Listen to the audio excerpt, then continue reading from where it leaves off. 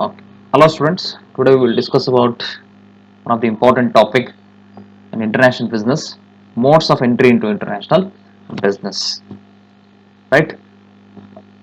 Modes of entry into international business. So different modes of entry into international business. First thing exporting, second one licensing, third one franchising, fourth one contract manufacturing, fifth one international joint venture, and lastly FDI, foreign direct investment. Right? The first thing exporting. Right, in case of exporting, what do you mean by export? In the sense, exporting means shipping the goods and services out of the port of a country.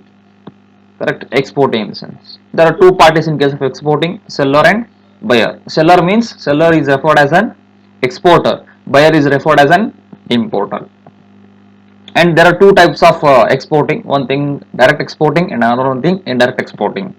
In case of indirect exporting, the firm participates in international market through an intermediary and does not deal with any foreign customer or market directly. Can be called as indirect exporting.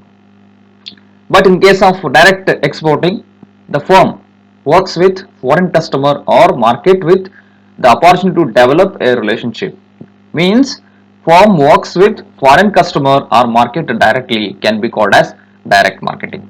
Right? This is about exporting. And next thing, licensing. In case of licensing means a business arrangement which one company gives another company permission to manufacture its product for a specified payment. Correct. Licensing means it is an approval or a permission, it is a grant given by a business or a licensor to the licensee for a specified payment to manufacture a product. Means there are two persons in case of licensing. One is licensor and another one is licensee. Licensor means the holder of that patent or trademark or copyrights or technology or technological know-how, the holder of that, the owner of that.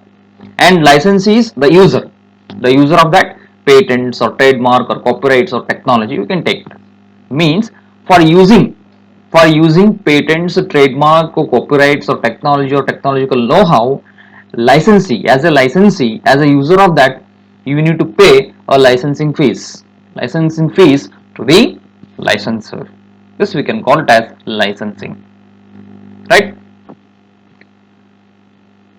Next one, franchising in the sense, according to business dictionary defines the term franchising is an arrangement where one party, nothing but a franchisor, grants another party, nothing but a franchisee, the right to use its trademark or trade name as well as certain business systems and processes to produce and market a goods or service according to certain specifications. Correct. For example, you can take universities with distance education centers. Correct. On behalf of university, they will use university trademark and university name. Correct. On behalf of university, they sell the product or they provide the service with different modes of education, can be called as a franchising. You can take ice cream, variety branded ice cream parlors, branded ice cream shops. Means on behalf of company, they will sell the product. Means they act as a sellers on behalf of producers, on behalf of providers. Can be called as franchising. There are two parties in case of franchising: franchisor and franchisee. Franchisor is the holder of, or franchisor is the holder of that product or different things or trade name or trademark, and franchisee is a user of that. But in this case, you need to pay a franchisee fees, nothing but a royalty or a franchisee fees to the franchisor for using of trademark or trade name, and you need to sell your product on behalf of their name only, not with your name. Next one, contract manufacturing. In case of contract manufacturing, it is an international, in case of international market, contract manufacturing is used in situations when one company arranges for another company in a different country to manufacture its products. This is also known as international subcontracting or international outsourcing. Very simple production from outsourcing. Production from outsourcing can be called as contract manufacturing. It can also be called as subcontracting. Clear?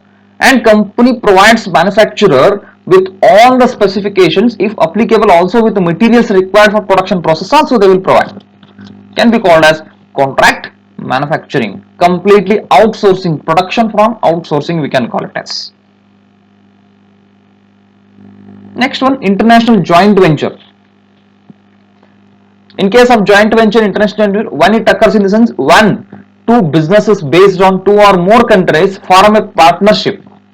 A company that wants to explore international trade without taking on the full responsibilities of cross-border business transactions has the option of forming a joint venture with a foreign partner. Right? There are two parties. You can take different parties are there, different actors are there, but individuals or companies are common in case of international joint venture. Best example, Tata and Docomo. You know Tata Docomo, the best joint venture in case of Indian telecommunication sector, correct, by introducing a revolutionary changes in international, means Indian telecommunication sector. The next one, a foreign direct investment. In case of foreign direct investment, what we discussed, what we clear the matter in case of international accounting or international business in beginning, right? Foreign direct investment nothing but a commitment. Sure, it is a commitment. It is a commitment of funds for return in different avenues. On different avenues we can call it as investment. So foreign direct investment is an investment in the form of a controlling ownership, in the form of controlling ownership in a business in one country by an entity based in another country. It is thus distinguished from foreign portfolio investment by a notion of direct control. It is completely different from foreign portfolio investment. And foreign direct investment, in the sense it is an investment in the form of controlling ownership in business in one country by an entity based in another country, can be called as foreign direct investment. And there are two types of FDI. One is horizontal FDI and another one is vertical FDI. Horizontal FDI, in the sense a business expands its domestic operations to a foreign country. A business expands its domestic operations in a foreign country. And next one thing, vertical FDI. A business expands its foreign country into a foreign country by moving to a different level of supply chain. By moving to a different level of supply chain. Means vertical FDI in this is a business expands its foreign country into a foreign country by investing their funds in a partial movement. For example, marketing unit or supply chain, or you can take partially some businesses, can be called as vertical FDI. Right? These are all the things in case of this presentation. Thank you.